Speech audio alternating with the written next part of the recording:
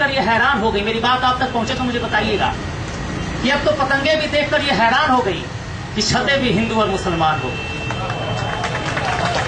और क्या शहरे जश्न सा रहता था दिल में रात दिन। पुराने दिनों को याद करिएगा कि क्या शहरे जश्न सा रहता था दिल में रात दिन, कैसी बस्तियां थी कैसी बियाबान हो। फिर भी मैं सलाम करता हूं कि आप लोग यहां बैठे हो। एक चीज आप देखो, आप बहुत खतरनाक आदमी हो। जब पब्लिक होती है ना, बहुत खतरनाक होती है। वो राई को पहाड़ बना सकती है और पहाड़ को राई बना सकती है। आप लोगों की तालियों से जोश आता है, लेकिन दुख होता है जब आपकी तालियां बजती हैं कभी कभी। जब स्टेज से साहब लोग अनाउंस करते हैं बहुत ही डायनामिक लीडर, बहुत ही शख्सियत, ये वो, हम भी सम्मान करते हैं उनका, तो उनके लिए आप सबकी तालियां बजती हैं। लेकिन आप ही के बीच से कोई एक बच्चा उठ के आता है जो न कोई लीडर है ना कोई डायनामिक लीडर है, वो 98 दिन से नहीं 101 दिन से यहाँ धक-धक मैदान में बैठा है। नकुल हो सकते हैं, रवि हो सकते हैं। जब उनका नाम अनाउंस होता है तो आप लोग की तालियां नहीं, आप लोग की सांसें भी शायद समझाती होंगी। तो ये क्यों? हमारे असली योद्धा तो वो है जो इस मैदान को मजबूती दे रहे हैं। तो आने वाले आज के बाद जब भी कभी कोई किसी भी व्यक्ति को बुलाया जाए बीच में, उसी डायनामिक लीडर को जिस तरीके से आप बुलाते हैं तो आपकी तालियां बजेंगी। और इस बात को समझो, आप कोई मंदिर के घंटे नहीं है कि कोई भी बाहर से बुलाए हमारे लीडरों को नेता नेता बोल के चला जाए आप ताली बजा दो।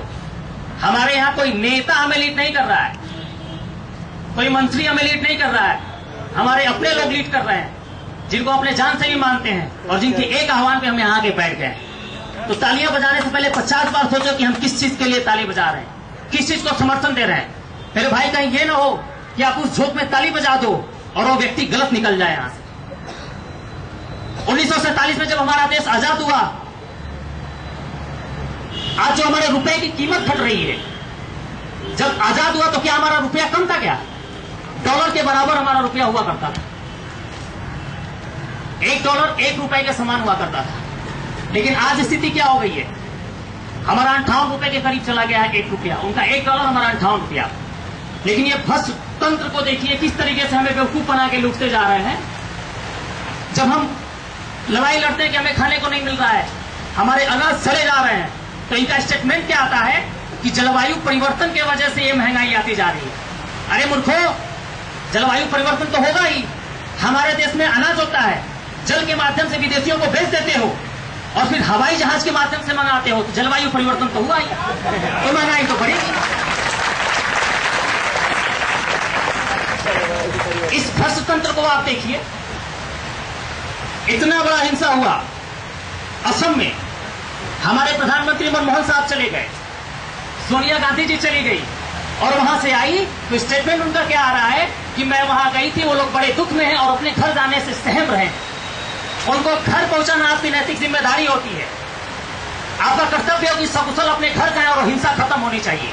ऐसा नहीं कि वहां से आप दूर करके आए, करोड़ों रुपए गवर्नमेंट का खर्च करके आए और स्टेटमेंट मीडिया बुला के आपने दे दिया और आपके सुबह फोटो खींच के, ये आपका कर्तव्य नहीं है। इस बात को समझना चाहिए उनको। जब हमारा देश आजाद हुआ, अभी कुछ दिनों पहले आप पेपर में स्टेटमेंट पढ़े होंगे, जब लोहिया जी ने समाजवाद की स्थापना, जिस पार्टी की स्थापना की थी वो समाज के लिए की।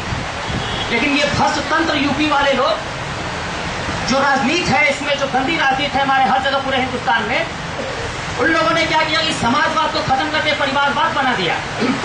और कोई भी नेता होता है तो उनके खानदान का होता है, उनके घर का होता है। और उसी में से एक बहसी नेता आके अपना स्टेटमेंट क्या दे रहा है शिवपाल सिंह कि जो अधिकारी वो अपना काम करें, सत्यता के साथ काम करें, और अगर वो चोरी करें तो वो माफ है।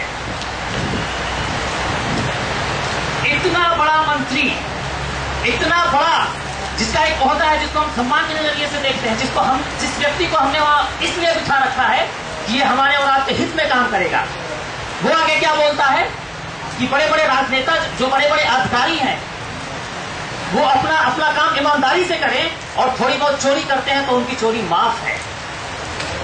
फिर भी हम सुनने के बाद चुपचाप बैठे हुए। बहुत बड़ी विडंबना है ये हमारी और हमारे हिंदुस्तान की।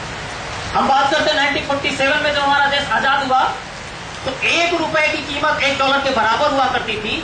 लेकिन आज स्थिति क्या हो गई है कि उनका $1 हमारा 58 रुपया।